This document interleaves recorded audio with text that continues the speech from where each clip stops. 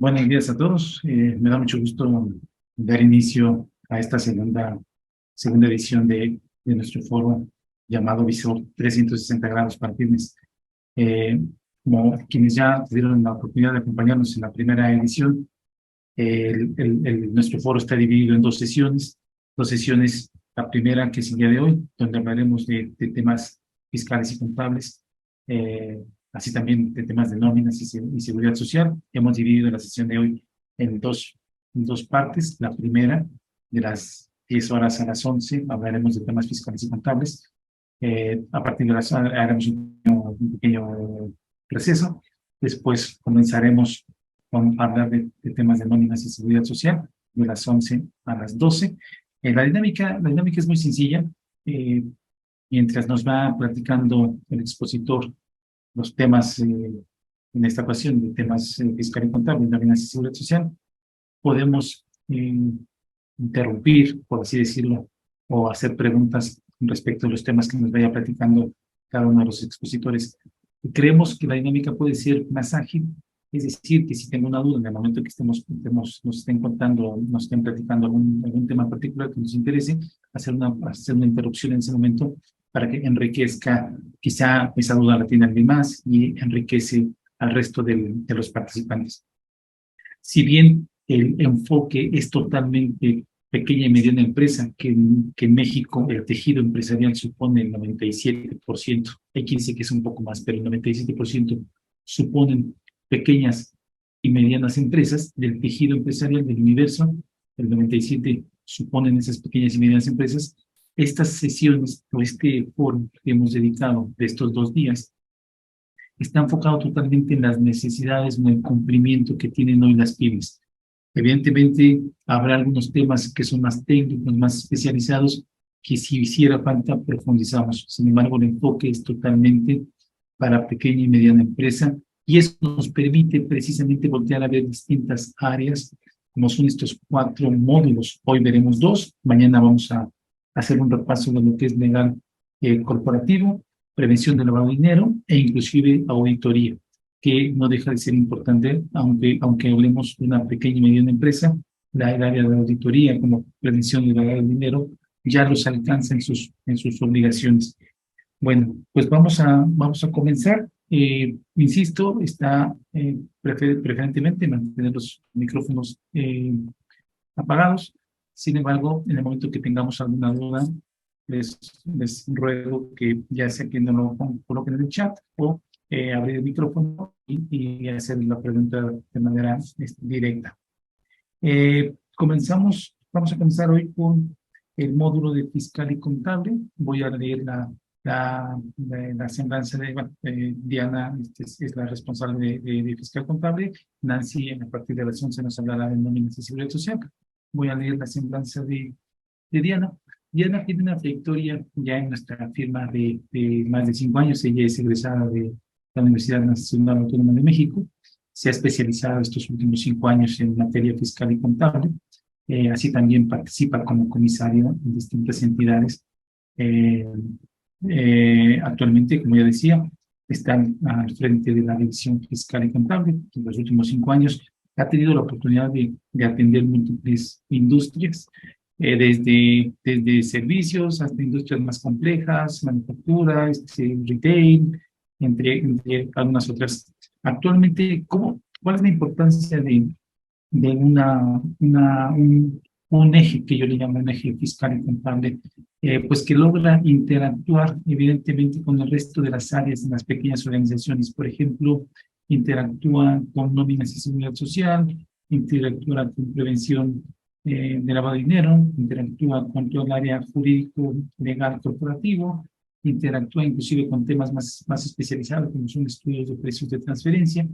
Siempre en una pequeña y mediana empresa, el eje fiscal contable interactúa con el resto, inclusive con tesorería, inclusive con tema de impuestos, o sea, se vuelve fundamental, o inclusive lo que le llaman la columna vertebral de la organización, el área fiscal contable, porque conecta con el resto de las áreas dentro de la pequeña y mediana empresa, ¿vale? Entonces, con la experiencia que ella tiene, nos va a contar, nos va a platicar de todas estas obligaciones en la materia a las cuales son sujetas. No olvidemos que muchas de ellas probablemente no apliquen del todo. La legislación fiscal es así, existen un sinnúmero de casuísticas, no es que todo me aplique a mí como entidad. Sin embargo, hemos buscado que los temas sean amplios, de tal manera que podamos rescatar alguno. Siempre que estamos en una sesión así, quizá no el 100% de los temas me apliquen, pero a lo mejor rescato algunos y me doy cuenta que tanto los materializo en el día a día o en mi andar profesional en materia fiscal contable. Bueno, pues démosle la bienvenida a la contadora pública Diana Flores. Y adelante, Diana, por favor. Gracias, Ángel, por la presentación y buenos días a todos. Gracias también por su asistencia. En este primer módulo del Foro 360 de 2023 vamos a platicar acerca de las obligaciones fiscales y contables de la pequeña y mediana empresa. Hay obligaciones que aplican para cualquier régimen fiscal, pero también hay obligaciones muy puntuales dependiendo del régimen fiscal en el que se encuentre registrada tu compañía. Primero les voy a platicar acerca del régimen general de ley. Este es uno de los más comunes utilizados para las empresas, ya que pueden inscribir la mayoría de las actividades económicas. La obligación de la inscripción en el RFC es de las obligaciones generales que aplican para varios regímenes fiscales y consta básicamente de inscribir ante el RFC tu compañía en las oficinas directamente del SAT, con el acompañamiento del representante legal, el cual acudirá con su identificación oficial vigente, con un comprobante de domicilio. Este domicilio lo ocuparemos como domicilio fiscal de la empresa y también con su poder notarial que acredite la personalidad del representante legal. Asimismo, debemos de acudir con una memoria extraíble USB, ya que en el momento de la inscripción ante el RFC nos van a proporcionar la e-firma. Esta e-firma se compone de dos archivos, el archivo .cer, que es el certificado, y el archivo .key, que es la llave privada. También vamos a crear una contraseña de esta e-firma, la cual nos va a ayudar a ingresar al portal del SAT para consultar la constancia de situación fiscal, el reporte de cumplimiento de obligaciones fiscales y también para poder crear los sellos digitales con los cuales vamos a poder comenzar a facturar cuando iniciemos operaciones de la compañía. Otra obligación es mantener actualizada tu información ante el RFC mediante los siguientes avisos.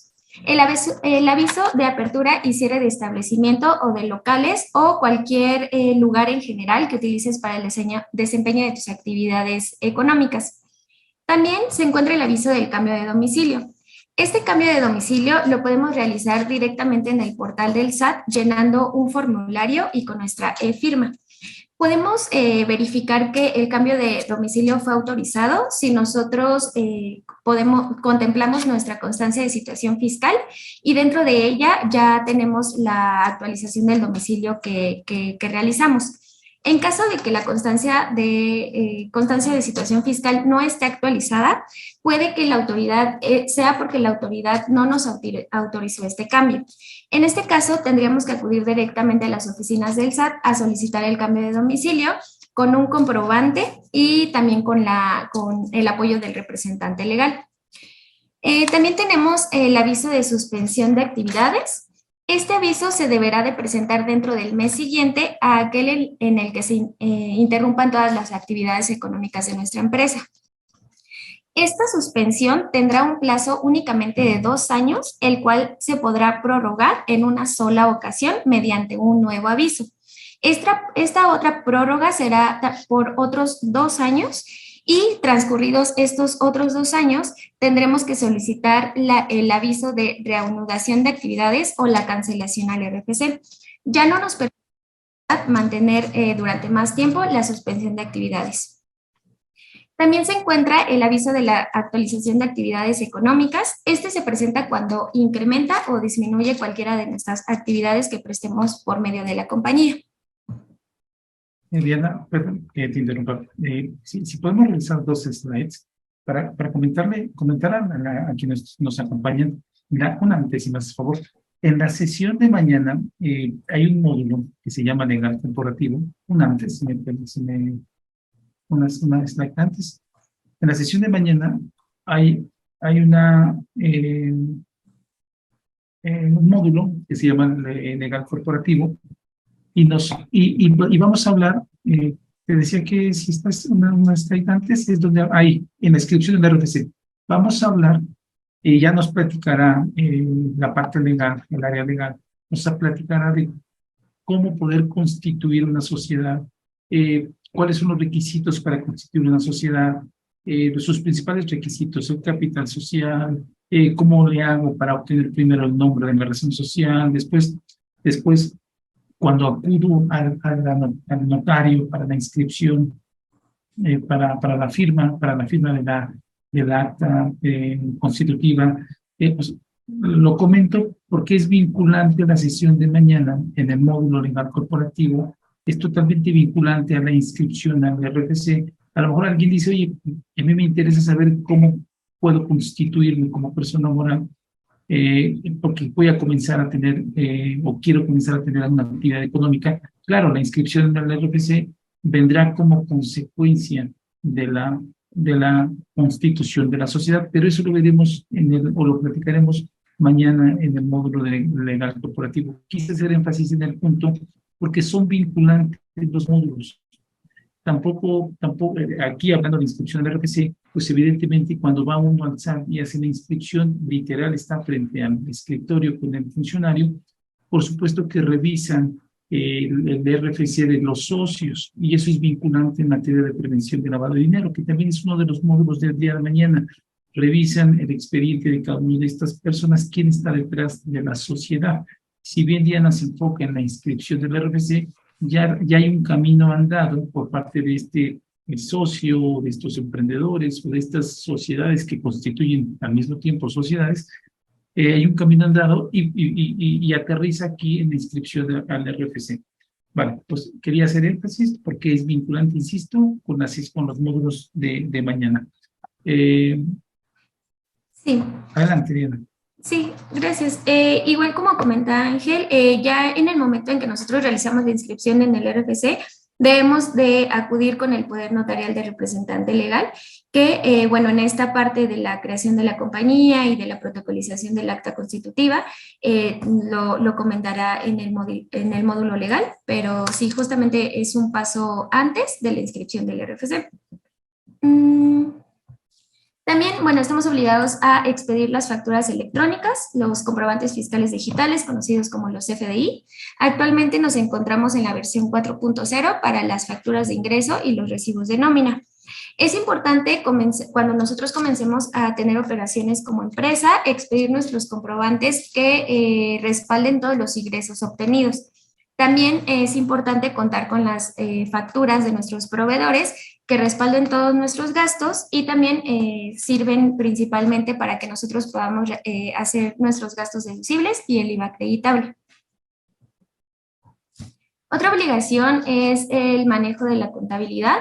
La contabilidad se integra principalmente del sistema contable, los papeles de trabajo, los documentos comprobatorios, los cuales pueden ser los estados de cuenta, las declaraciones, los contratos y todo aquello que respalde la operación de la compañía. También es importante contar con cualquier medio de almacenamiento para que ya que estamos obligados a conservar la contabilidad durante 5 años. Otra de las obligaciones importantes son las declaraciones mensuales. En estas declaraciones mensuales, como régimen general, estamos obligados a presentar el impuesto sobre la renta, el ISR, el impuesto al valor agregado, el IVA, y las retenciones que hayamos efectuado a personas físicas por concepto de ISR y de IVA. A las personas físicas que vamos a realizarles esta retención son a las personas físicas que se encuentren bajo el régimen de sueldos y salarios, asimilados a salarios, servicios profesionales, arrendamiento y en el régimen simplificado de confianza. La tasa de retención que se aplicará a cada una de ellas es dependiendo del régimen en el que se encuentren. La retención de IVA también se realizará a las personas físicas que se encuentren por servicios profesionales, arrendamiento, por régimen simplificado de confianza, siempre y cuando nos brinden el servicio profesional o arrendamiento. La tasa de retención de IVA es las 2/3 partes del IVA trasladado. Es decir, si nosotros utilizamos la tasa del 16%, las 2/3 partes son el 10.666% que se tendrá que realizar a la persona física. Aquí les comparto... Diana, antes de pasar al tema de la declaración, me gustaría hacer un poco de énfasis que también al mismo tiempo invitando que el día de mañana nos acompañen todos los presentes. La importancia del CFDI, la importancia del CFDI y los esfuerzos que está haciendo el gobierno a nivel federal en la fiscalización. La semana pasada se publicaba en el Economista que el 18% de los ingresos que está obteniendo el SAT obedecen a una fiscalización secundaria. ¿Qué es la fiscalización secundaria? Precisamente una serie de avisos o una serie de invitaciones que está haciendo la autoridad para poder conciliar, por decirlo así, los CFDIs que expiden los contribuyentes versus la recaudación. De ahí que nace la importancia de esta supervisión y vigilancia del contador respecto a sus CFDIs. Y no solamente es los CFDIs que expido. Diana estaba hablando de las retenciones, inclusive que la persona moral, ya siendo una PYME, una persona moral que está obligada a retener y que cuando obligaba a retener a su proveedor y a pagarlos al mes siguiente de haberle realizado su pago al proveedor. Es decir, hay una fiscalización, hay un esfuerzo federal por esa fiscalización, y si no estamos cuidando, nadie en la organización, nadie cuida la expedición de los CFDIs, no solamente de los que expido propiamente como para obtener mis ingresos, sino de a todos aquellos que recibo para tratar de entender si hay algo que debiera atenderse, alguna inconsistencia en la información, y tratar de aclararla y que no permitir que trascienda de manera negativa hacia la empresa. Entonces, hago hincapié porque ya seguramente en la división, en el módulo de auditoría, lo platicará la contadora responsable, pero insisto, hago ese énfasis porque no perdamos de vista la importancia del CFDI y cómo conecta con los esfuerzos del gobierno por la fiscalización. El módulo de nóminas y seguridad social que nos va a presentar la licenciada Nancy Jiménez. Nancy es titular de nuestra división de nóminas y seguridad social. Tiene la firma 7 años con nosotros, con amplia experiencia multisectorial, inclusive temas que son más avanzados como en industrias como la construcción, maquiladoras, retail, inclusive salud, industrias como editorial, energético. Su amplia experiencia, ella es egresada del Instituto Politécnico Nacional, especializada, como ya lo decía, en nóminas y seguridad social.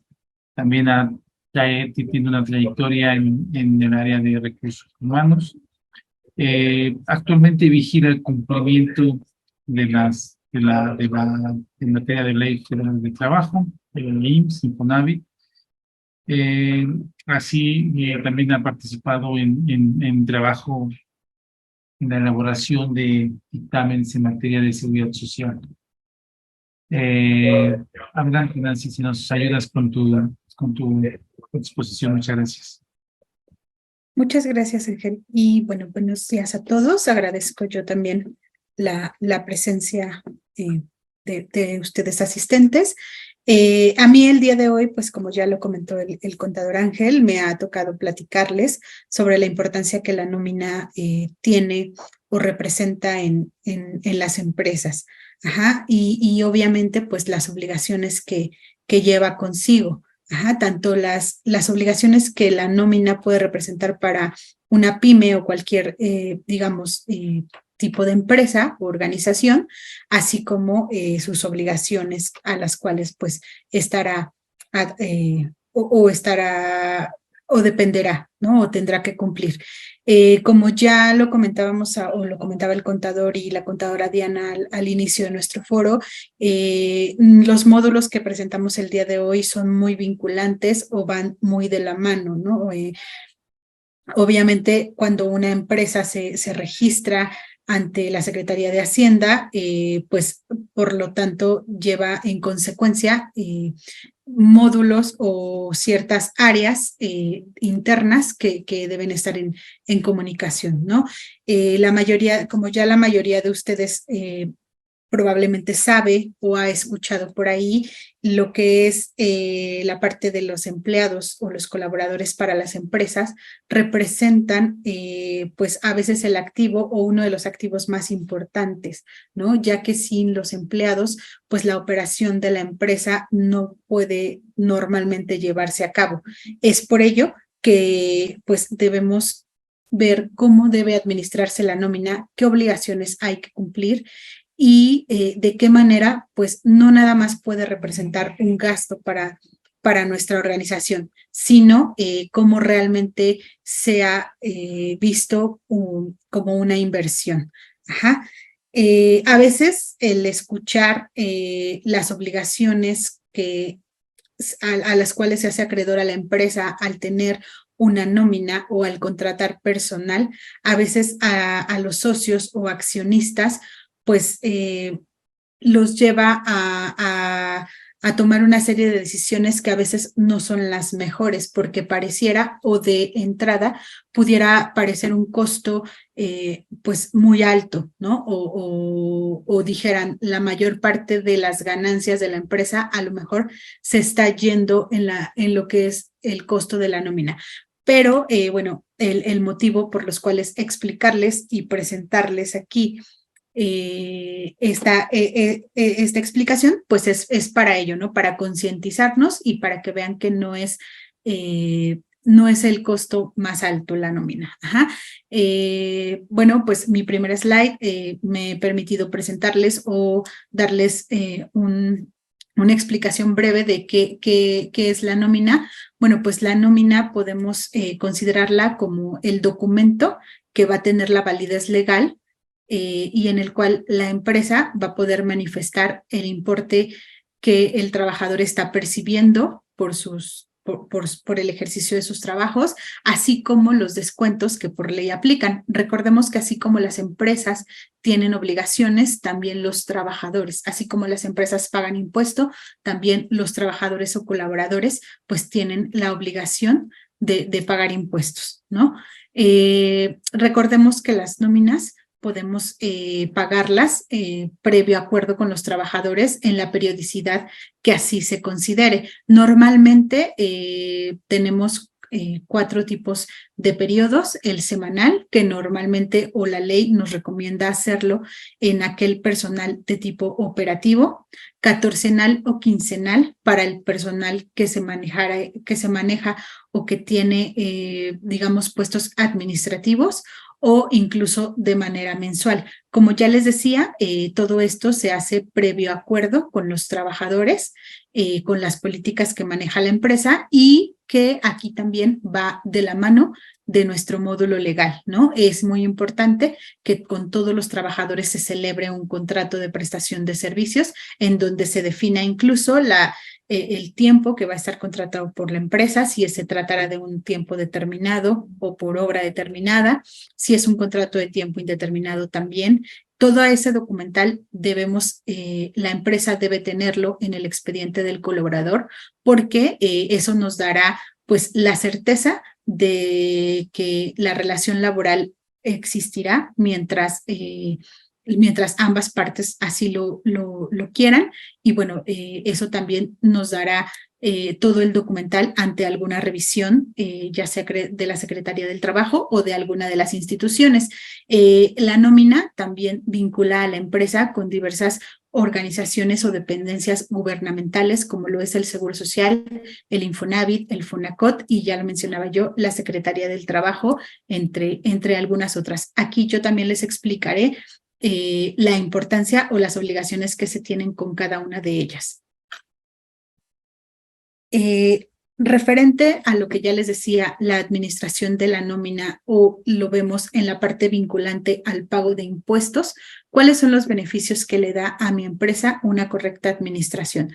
Bueno, pues obviamente permite tener un control sobre los egresos, ya que se tiene, ya sea mediante un sistema de nómina o incluso mediante un Excel, pues todo el control de el conocimiento de lo que nos está costando o lo que a cada trabajador se le está pagando.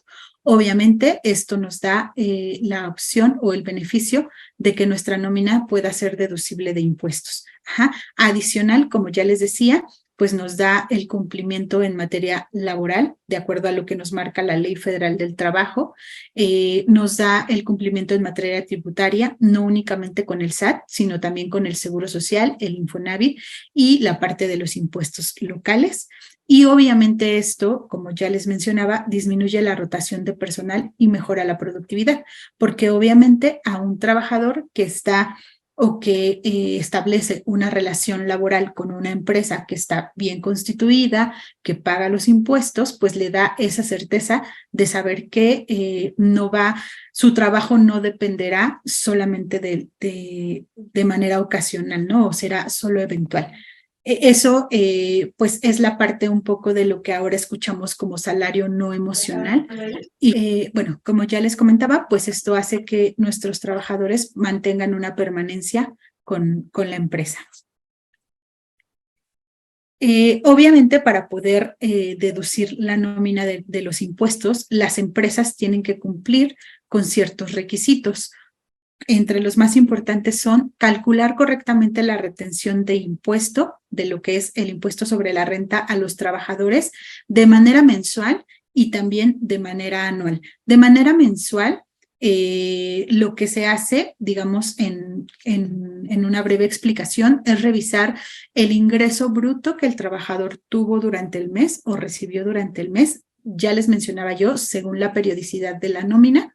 Y en el último periodo del mes, ya por ejemplo, si es quincenal, sería la segunda quincena, si es semanal, la cuarta o quinta semana, según aplique, se hace la revisión o la suma de las percepciones que haya recibido el trabajador durante el mes y en el último periodo se hace el ajuste de impuesto, para determinar si se le ha retenido correctamente o incluso si tuviera en ese periodo algún impuesto a favor.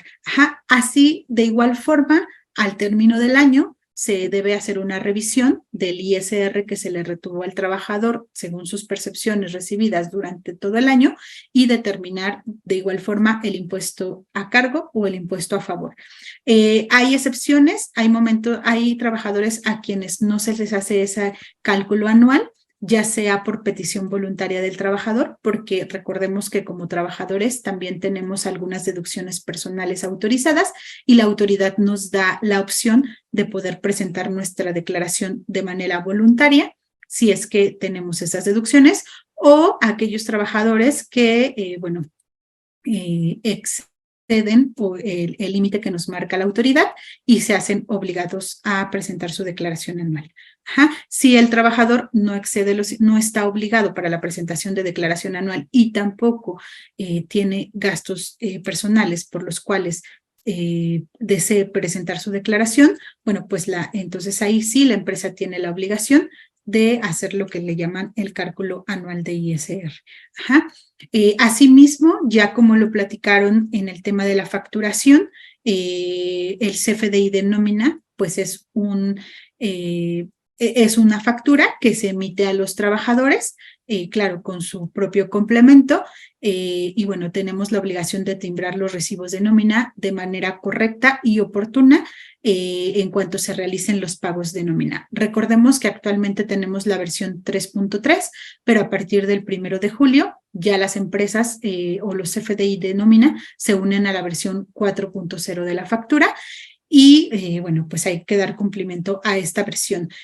Un punto importante que les comento y que las empresas deben considerar, pues es tener una comunicación directa con sus trabajadores, porque si ellos realizan algún cambio de domicilio o algún cambio ante el SAT y no lo informan a la persona que se encarga de timbrar los recibos o al área de recursos humanos, pues esto nos va a estar creando rechazos por parte de la autoridad. En la versión 4.0, en el caso del CFDI de nómina, el dato o uno de los datos que valida la autoridad es el código postal del trabajador, del domicilio que tiene declarando ante el SAT. Por ahí algunas de las dudas son porque a veces el domicilio que se tiene declarado ante el SAT como trabajador no es realmente su domicilio particular. Sin embargo, en la versión 4.0, bueno, el código postal que el SAT valida es el que el SAT tiene registrado.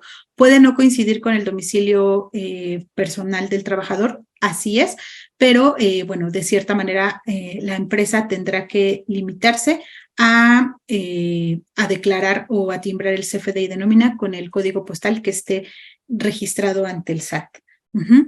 Sí hay que concientizar a los empleados para que en manera de lo posible, pues el domicilio coincida con su domicilio particular, pero bueno, sabemos que en la actualidad también hay trabajadores que por sus propias necesidades a lo mejor cambian constantemente de domicilio. Entonces, bueno, si ellos hicieran estos cambios o si estuvieran de manera ordenada presentándolos ante el SAT, pues cada que suceda un cambio nos tendrá que informar, porque si no tenemos esta comunicación con los trabajadores, pues el SAT únicamente no nos permitirá timbrar el recibo y en consecuencia es la nómina de ese trabajador o de esos trabajadores que no se timbrara, pues será no deducible para la empresa.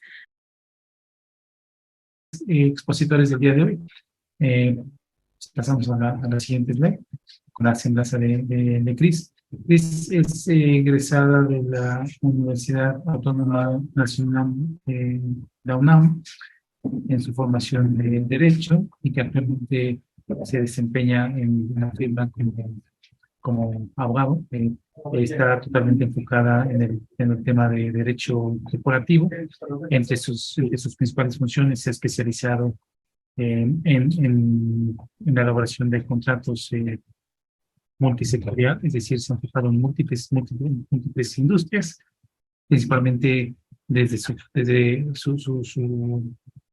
enfoque siempre de la mano con las empresas, es de manera preventiva, siempre estamos previendo contingencias o riesgos en materia legal corporativo y pues evidentemente nos acompaña en cualquier tipo de proceso legal, civil, mercantil, inclusive migratorio, inclusive en materia de inversión extranjera. Aquí cedo la palabra a Cris, te agradezco mucho. No te lo traía cuenta. No sé si estás, no te veo. Bueno, buenos días. Sí me escucho, ¿verdad? Adelante, Cris, por favor. Muchas gracias por la introducción. A ver, voy a cambiarle la... Sí, escuchamos bien.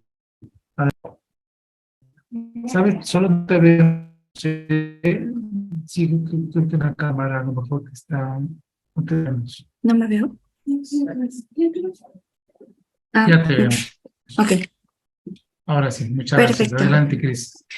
Bueno, para dar inicio a esta apartado del área legal, me gustaría comentarles que dentro de este índice me gustaría tocar el tema de las sociedades mercantiles, sobre todo su constitución, y posterior a esta sociedad, qué es lo que necesitamos tomar en cuenta desde el área legal sobre los contratos esenciales que de ello derivan. Entonces, por un contrato,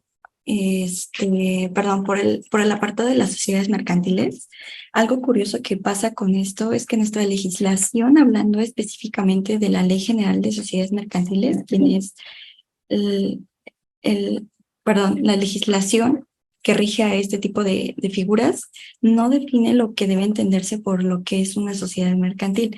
Y es algo curioso porque únicamente nos dice qué requisitos debemos de cumplir, cómo se va a constituir, cómo debe operar, ante qué autoridad debe estar inscrita. Reconoce, por supuesto, 7 tipos de sociedades. Sin embargo, no nos define qué es una sociedad mercantil. Entonces, para efectos de darle comienzo a este tema, de forma sucinta, podemos decir que una sociedad, lo que comúnmente conocemos como una persona moral, es la unión de 2 o más personas físicas con un fin u objeto determinado que aportan algo en común para obtener un fin lícito, obligándose a enterarse mutuamente de de su actuación. Aunado a esto, estas personas pueden estar constituidas por personas físicas o personas morales, o bien personas físicas y morales, bien sean estas nacionales o extranjeras. Ahora bien, lo que nos interesa es conocer cuáles son estas sociedades mercantiles. Como bien he señalado, la Ley General de Sociedades Mercantiles reconoce 7 tipos de sociedades. En este caso, de igual forma, se encuentra dispuesto en diversas legislaciones, como también podría ser el Código de Comercio. Dentro de estas sociedades mencionan las sociedades de nombre colectivo, sociedades en comandita simple, sociedades de responsabilidad limitada, sociedades anónimas, sociedades en comandita por acciones, sociedades cooperativas y sociedades por acciones simplificadas. Sin embargo, como les acabo de decir, no es el único marco legislativo que la rige, pues también tenemos otras sociedades como por ejemplo podrían ser las SAPIs, las Sociedades Anónimas Promotoras de Inversión, por sus siglas, que se encuentran reguladas en la Ley del Mercado de Valores y el Código Civil, de Comercio, y las sociedades civiles como las asociaciones civiles que encuentran su fundamento en el Código Civil.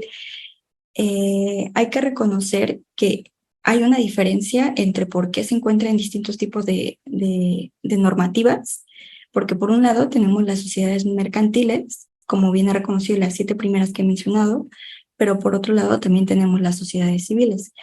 Y por un lado podemos decir que tenemos una distinción meramente por su terminología, entre que la legislación del Código Civil nos dice que las sociedades civiles únicamente se van a constatar como un contrato, pero pues finalmente no nos encontramos muy alejados de esta definición de lo que es una sociedad. Pues al final un contrato viene siendo este acuerdo de voluntades entre 2 o más personas para crear, modificar, extinguir y transmitir derechos y obligaciones. Aunque por otro lado en la práctica sí que nos sirve hacer esta diferencia, pues una sociedad mercantil no es lo mismo que una sociedad civil, en el aspecto de que también una sociedad civil como una asociación civil no son lo mismo, pues una sociedad puede tener un fin preponderantemente económico, pero no una especulación comercial. Eso es importante porque en términos simples implica que, por ejemplo, una sociedad civil no puede comprar un bien para posteriormente venderlo más caro y así pues que tenga una ganancia. Esto en este caso vendría siendo precisamente la especulación comercial a la que me refiero. Es decir, el objeto social de una sociedad civil principalmente está determinado, por ejemplo, a prestar servicios, como suele recurrir en sociedades como de tipo profesionistas o escuelas, pues al prestar este tipo de servicios no se tiene, más bien, sí se tiene este fin preponderantemente económico, más sin embargo no existe una especulación comercial, mientras que en las sociedades mercantiles sí existe esta especulación y es un tipo de entidad comercial cuyos propietarios se unen para realizar actividades relacionadas con el comercio. Así que además sí se tiene este fin preponderantemente económico. Únicamente, pues para no ignorar qué diferencia hay entre una sociedad y una asociación, como bien nos comentaba el contador el día de ayer, es que una asociación no puede tener un fin preponderantemente económico, como la sociedad.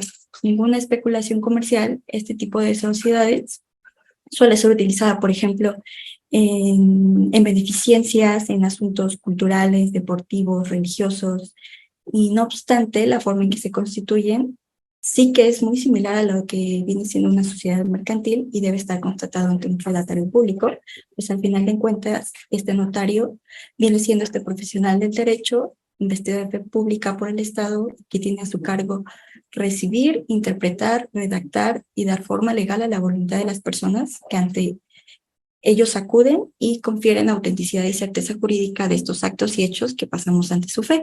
De lo contrario, pues estaríamos hablando de una sociedad irregular, lo que restaría eficacia en su contrato social y no surtiría efectos contra terceros, sobre todo cuando no están debidamente inscritas ante una autoridad competente.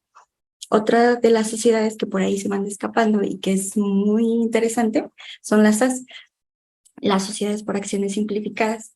Fíjense que esta es una figura muy curiosa y de reciente creación contemplada por la Ley General de Sociedades Mercantiles, y digo reciente porque se adicionó al 2016. Lo curioso de esta sociedad es que es la única sociedad en México que podemos decir que se puede constituir hasta en 24 horas.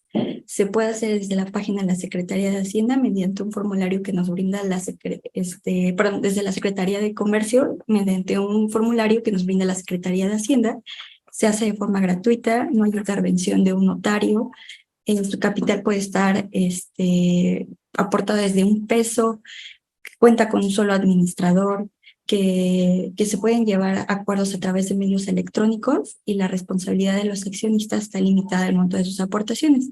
Y no se requiere no se requiere un fondo de reserva, más bien lo único que necesitas es contar prácticamente con tu e-firma y una autorización o denominación social que previamente debiste haber requerido a la Secretaría de Economía. En adelante voy a comentar un poquito más sobre esta autorización. Vamos a continuar, como ya decíamos, con el módulo de prevención de lavado de dinero. Voy a leer la semblanza de la contadora Ana Karen Huerta. Ana Karen es contador público por el Instituto Politécnico Nacional. Se ha especializado en los últimos 6 años en prevención en materia de lavado de dinero. Actualmente tiene el encargo de oficina oficial de cumplimiento en distintas organizaciones.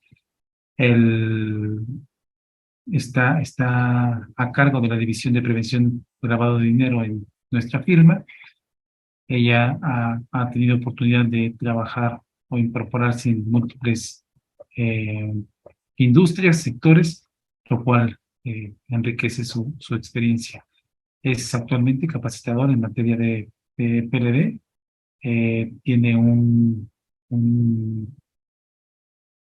taller que se conoce como que se llama Conoce tu nivel de riesgo, para poder identificar el nivel de riesgo en materia de prevención de lavado de dinero. Ha participado en la elaboración de manual de políticas y procedimientos en la misma materia.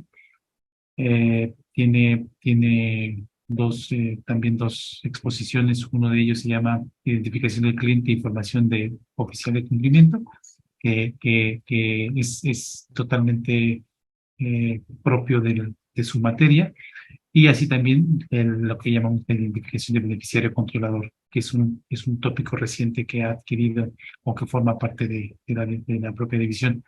Es asesor en la elaboración de manuales y políticas y procedimientos, como ya lo comentamos, así también como un promotor activo de auditorías y diagnósticos para identificar actividades vulnerables según lo establece la propia ley.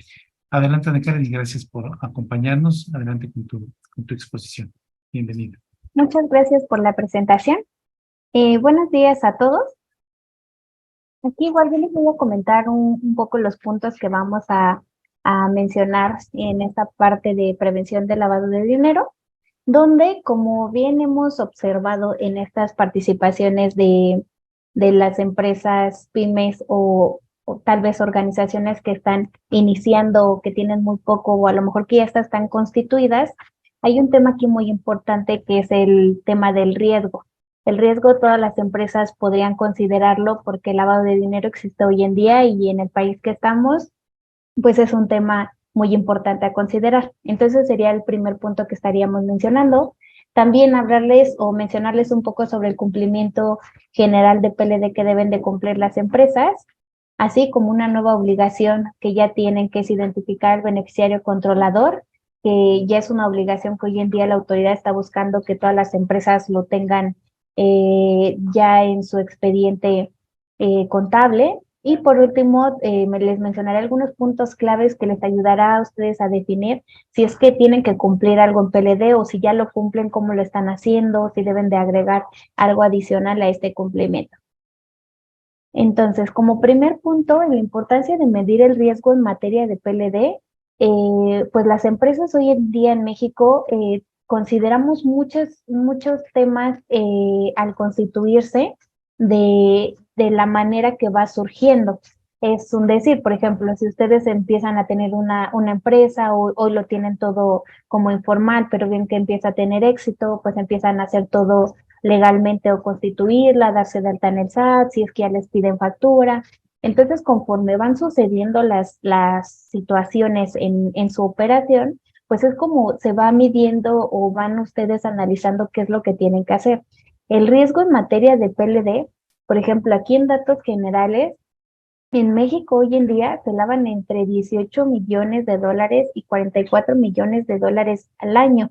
Entonces es una cifra de dinero que nosotros podemos estar trabajando o laborando en nuestras empresas que no nos damos cuenta que podríamos en algún momento estar nosotros incluidos en algún tema de lavado de dinero o como está tipificado en México como recursos de procedencia ilícita. Este término, igual así lo hemos visto en redes sociales, no sé, noticias, donde decimos que cuando alguien está siendo investigado en temas de recursos de procedencia ilícita es porque a lo mejor hubo un enlace dentro de su operación donde los incluyen en este tema de lavado de dinero. También hay un punto importante que las transacciones ilegales son aproximadamente el 2% del PIB en México. Esto porque también sabemos hoy en día que hay muchísimos como modus operandi que cuando una empresa puede ser hasta que está en otro país y puede hackear cuentas, hackear correos o temas que dicen, no, transfiéreme dinero de esta cuenta y está en otro país.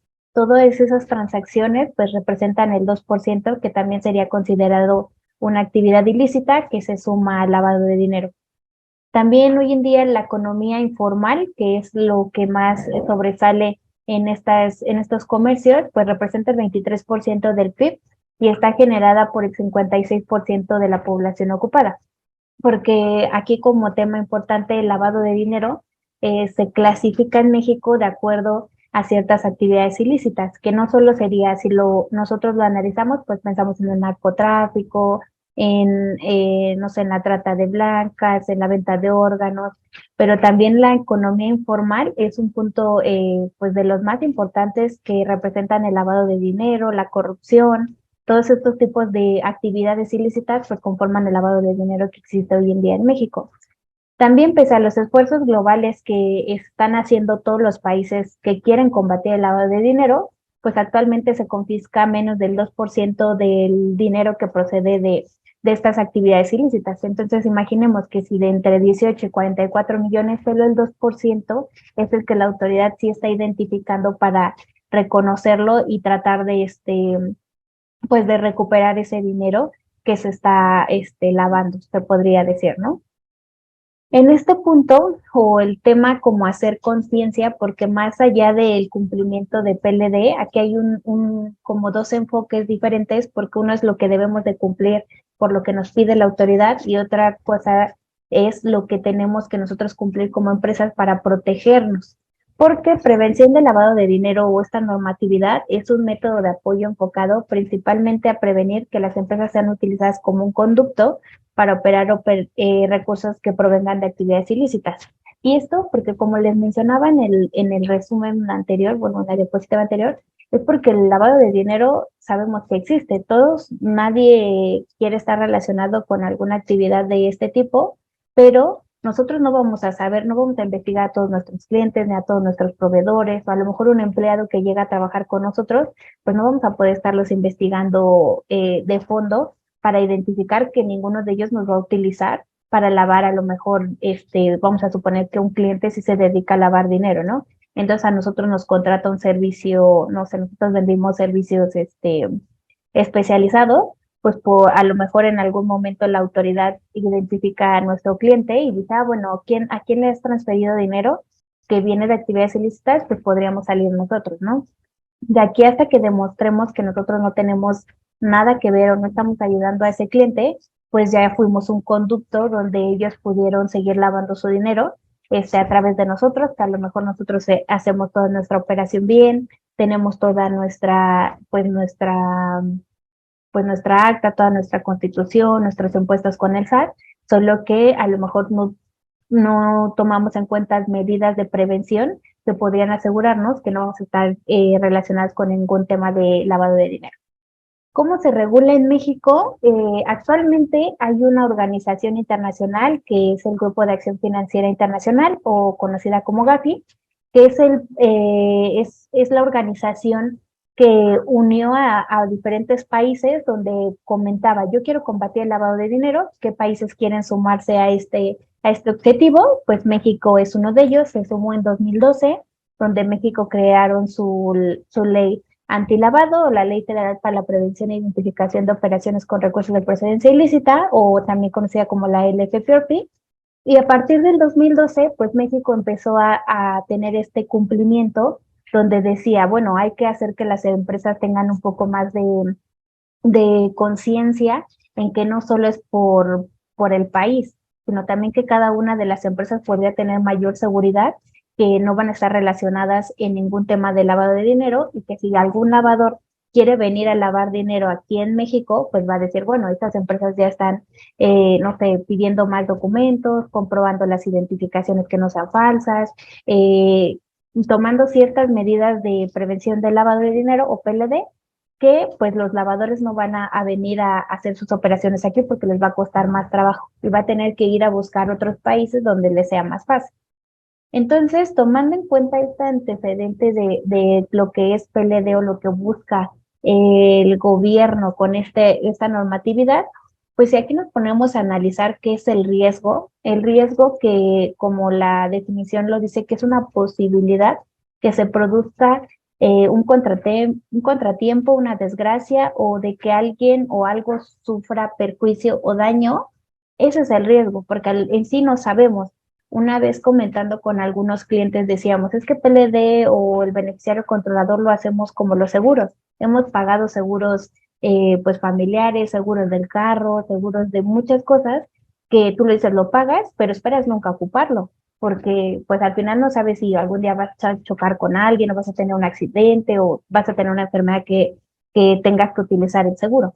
Pero el seguro te ayuda a que tú obviamente al tener un proceso o un método que te va a tener a ti con un poco más de seguridad de que si tuvieras algún riesgo o algo pudiera sucederte, pues sabes que tienes ese seguro que te va a estar facilitando la operación o lo vas a poder hacer o subsanar de una forma más fácil. Entonces, si tomamos ese concepto del riesgo, que podría ser con cualquier cosa en materia de lavado de dinero, nosotros lo que hacemos o lo que tratamos de hacer con las empresas, ya sean nuevas o que ya estén operando, pues primero identificar cuál es el nivel del riesgo que la empresa podría tener en este tema. Si es muy fácil tu operación, vamos a suponer, no es lo mismo que una empresa no sé, de un casino que hacen juegos de concursos o sorteos. El mismo nivel de riesgo que van a tener para ser utilizados un casino a que va a tener un riesgo más bajo una empresa que se dedica, no sé, a comercializar muebles. Entonces no es el mismo nivel de riesgo porque a lo mejor el lavador pues va a decir es más fácil yo introducir mi dinero en el casino que ir a comprar muebles y que ellos no sospechen que yo estoy lavando dinero. Entonces, primero identificar qué nivel de riesgo tienes es muy importante, porque una vez identificándolo, ya se puede analizar cuál es el riesgo que tú puedes medir y poner pues medidas de prevención para tratar de minimizar el riesgo que tienes.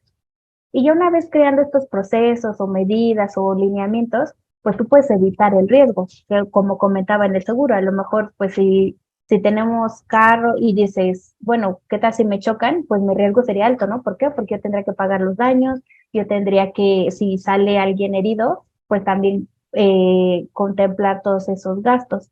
Entonces, pero si nosotros ya lo analizamos y sabemos cuál es nuestro riesgo alto de poder tener un accidente, bueno, pues el seguro te podría ayudar a decir, bueno, yo te voy a cubrir cierto monto y ya tú tendrías que tener un riesgo más bajo porque dirías, bueno, si me alcanzaría yo para poder cubrir ese riesgo que podría tener. Y al final evitarlo, si nosotros estamos pues teniendo todas las medidas, pues tener un seguro o evitar ciertas zonas que son de mayor riesgo, pues podrías evitar tener un problema de este tipo. En materia de PLD, nosotros todo este tema lo hacemos con un diagnóstico, que es como cuando nosotros vamos al médico. Al fin, tú no sabes qué es el resultado que vas a hacer porque no tienes este análisis interno que están realizando. Pero una vez que analizas tus operaciones, cuáles son tus riesgos externos, internos, pues ya en un diagnóstico, pues te podrían dar un informe donde dices, bueno, tu empresa, de acuerdo a la actividad preponderante que tienes, pues entonces tendrías que realizar estos temas para que tu empresa pueda estar pues más asegurada. Tomando en consideración este tema del riesgo, El cumplimiento en materia de PLD y hablando así en términos generales, pues decimos, analizamos porque nosotros o ninguna empresa, ningún representante legal, nadie quiere estar relacionado en un tema de lavado de dinero porque es mucho esfuerzo, pues tanto económico, profesional, por defenderte y tú mencionarle a la autoridad que no tienes nada relacionado en este tema. En el cumplimiento de PLD, como mencionaba en el riesgo, no es lo mismo que, que analicen a una empresa que su riesgo es más bajo que otras que tienen un riesgo más alto. Entonces la autoridad lo que dijo, bueno, ¿quiénes van a cumplir en materia de PLD para que sea más fácil y que también beneficie tanto al país y al cumplimiento? Pues estableció 16 actividades vulnerables. Estas actividades, pues igual están en la ley antilavado, donde menciona que todas las empresas que se dediquen a hacer la actividad de juegos con apuestas, concursos y sorteos, pues tienen que tomar medidas, así como la comercialización de tarjetas de servicio, crédito o prepago, tienen que considerar este cumplimiento, la emisión de cheques de viajero, los ofrecimientos de mutuos, garantías, préstamos o créditos. Y recordemos que aquí las actividades vulnerables no es que tú te dediques a hacer préstamos, ¿no? Yo tengo una empresa y me voy a dedicar a otorgar préstamos. No, es quien realice la actividad. Yo podría tener una empresa que me dedico a vender muebles, pero pues entre mis empresas o partes relacionadas o a lo mejor con una empresa conocida nos otorgamos préstamos, pues estoy realizando la actividad vulnerable, aunque mi actividad principal no es la de otorgar préstamos. Entonces, pues en estas actividades, y ahorita que lo veamos en los puntos claves, es observar o analizar si no caes en alguna actividad, ya sea que lo hagas una o más de 2 veces, porque la autoridad así lo está revisando. Los servicios de construcción, desarrollador de inmuebles o de intermediación también son considerados. La comercialización de metales preciosos, piedras preciosas y joyas, la comercialización de obras de arte, la comercialización de vehículos nuevos o usados, los servicios de blindaje, los servicios de traslado custodia, los servicios profesionales, los servicios de fe pública, todos los notarios, corredores, servidores públicos, la recepción de donativos, servicios de comercio exterior, arrendamiento de inmuebles y la comercialización de activos virtuales. Esto porque la autoridad ha considerado que son las actividades que tienen un riesgo más alto de que los lavadores puedan utilizar alguna de estos servicios para poder cumplir su objetivo de lavar el dinero que obtienen a través de sus actividades ilícitas. Entonces, un punto muy importante es que si van a crear una empresa nueva o ya la tienen, lo primero es como identificar o analizar si caen en alguno de estos 16 actividades vulnerables para que puedan empezar a iniciar ahí si deben de cumplir con algo. Ya que si caen en alguna de estas actividades, las obligaciones principales en cumplir en materia de PLD, bueno, es uno, darnos de alta en el portal de PLD, que esto es como es una obligación administrativa, así como nosotros hacemos nuestras declaraciones, cumplimos nuestros impuestos con el SAT también es la autoridad responsable o el supervisor que regula las obligaciones en materia de PLD.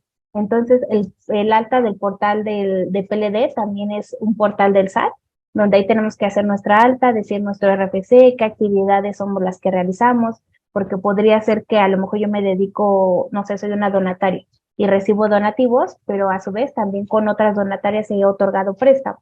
Entonces podría tener 2 actividades vulnerables registradas en el portal. Hay que presentar avisos o informes mes a mes, también son cada 17 del mes y aquí se presentan las operaciones que la autoridad nos solicita que debemos de informarle cuando, no sé, tenemos con algún cliente que sobrepasa los límites que la autoridad nos pide, porque también no hay que presentar avisos o informes de todas las operaciones que hacemos. La autoridad dice, bueno, si tienes 5 clientes y de esos 5 clientes solo 2 haces operaciones con ellos arriba de 100,000 pesos, pues solo se tendrán que avisar las operaciones que son de mayor monto, que rebasan los límites que nos coloca la autoridad. También hay que identificar a nuestros clientes. Como el objetivo de PLD es tratar de prevenir que tanto la empresa sea utilizada el lavado de dinero y que también el país pueda hacer sus mayores investigaciones, en la identificación del cliente, la autoridad nos pide que tengamos expedientes de que no solo, porque hay muchas veces que tenemos un cliente que llevamos trabajando con ellos años y que no tenemos ni una identificación de su representante legal o un comprobante de domicilio, estos documentos pues personales que nos ayuda a conocer más a nuestro cliente, pues se hace todo un expediente en materia de PLD que en cualquier revisión la autoridad nos podría ir solicitando documento por documento de estos clientes. También otra obligación es respetar las restricciones de efectivo, que en estas restricciones es como lavado de dinero, comúnmente todas estas actividades ilícitas se cobran en efectivo, pues la autoridad dice, bueno, tú hay que colocar un límite donde si tú te dedicas a vender autos y le cobras pues 200,000 pesos en efectivo, pues ya no se puede hacer eso. Solo puedes cobrarle en efectivo hasta 130,000 y la diferencia puedes depositártelo en una transferencia, hacerte un cheque o buscar otro método de pago que no sea efectivo. En respetar los umbrales, en estos umbrales, que son los límites que mencionaba, son porque la autoridad determinó como ciertos tipos de límites para cada actividad vulnerable, porque no es lo mismo que lo que pueda cobrar, no sé, los que se dedican a vender automóviles, a los que se dedican a vender un servicio de blindaje, por ejemplo. Hay que también tener un manual en materia de PLD, así como nosotros tenemos manuales de control interno de cómo vamos a trabajar con los empleados, cómo se va a trabajar con los proveedores. Hay que tener un manual en materia de PLD para saber cómo vamos a efectuar nuestras obligaciones en este tema, así como también hacer el cuestionamiento del beneficiario controlador, que en este punto, que es el beneficiario controlador en materia de PLD como cliente, aquí se identifica, si nosotros tenemos clientes, personas morales, nuestra obligación es cuestionar quién es su beneficiario controlador, ya sea el socio persona física o si son varios socios, pues el grupo de personas físicas. Además de contar con un representante de cumplimiento, porque esto cuando se presentan ya es una actividad vulnerable que deben de cumplir con estas obligaciones, deben dar de alta a una persona física dentro del portal de PLD, quien va a ser el encargado de revisar que todo se esté llevando en la forma que nos pide la autoridad. Sí, Ana Laura, como ya les decía, se ha especializado en los últimos años en auditoría financiera y fiscal. Tenemos servicios que prestamos que no solamente son fiscales o no solamente son financieros, también son fiscales. Son auditorías distintas, o sea, con la misma base, pero con un alcance distinto. Tiene 5 años frente a múltiples industrias, sectores. Actualmente forma parte de un programa de capacitación continua en el Colegio de Contadores en materia de auditoría y de igual forma participa activamente en procesos de revisión e integración de expedientes para efectos contables que son vinculantes totalmente con el Seguro Social. Los procesos se le conoce como corrección patronal y participó en procesos de gestión y presentación de información igual en auditoría a patrones, aunque esto suena a seguridad social, pero realmente existen 2 procesos, tanto corrección patronal como el proceso de auditoría de auditoría a patrones en la subdelegación, donde integras todo tu expediente contable. Entonces, aunque vamos a hablar de auditoría de estados financieros, que sepamos que existe vinculación muy directa en materia contable al momento de enfrentarse a estos 2 procesos en las subdelegaciones en el Seguro Social. Bienvenida, esperamos lograr tener unos 20 minutos para no robar más tiempo del que tenemos programado y concluir cerca de las 12:10. Adelante, por favor. Gracias. Ok, Ángel, perfecto. Muchas gracias por la presentación. Bienvenidos a todos. Intentaré ir un poco rápido, pero muy puntual. Así que vamos a dar inicio al área de auditoría, ¿vale? Vamos a mencionar estos 5 puntos, enfocando siempre a las pymes. Intentaré cubrir la mayor parte. Vamos a comenzar por qué es la auditoría, ¿vale? La auditoría es una actividad de evaluación independiente y objetiva para agregar valor y mejora de las operaciones contables, financieras y administrativas de una organización, ayudándole a cumplir sus objetivos por medio de evaluaciones, mejoras de la eficacia de sus procesos, proporcionando así un servicio efectivo a los más altos niveles de la administración. ¿Vale? Existen 2 tipos de auditoría. Vamos a manejar principalmente la interna y la externa, que dependiendo de las necesidades de la compañía, se optará por una o por otra. Si bien la auditoría es una actividad de evaluación independiente, tiene que ser objetiva para agregar valor y mejorar las operaciones contables, financieras y administrativas de una organización, ayudándole a cumplir sus objetivos por medio de la evaluación y mejora, ¿vale? Todas las auditorías se regirán con base a las NIA, que son las normas internacionales de auditoría. Las NIA fueron emitidas por la Federación Internacional de Contadores a través de la Junta Internacional de Normas de Auditoría y Aseguramiento. El propósito de las NIAs es establecer reglas y suministrar criterios sobre el objetivo y principios generales que rigen una auditoría de los estados financieros.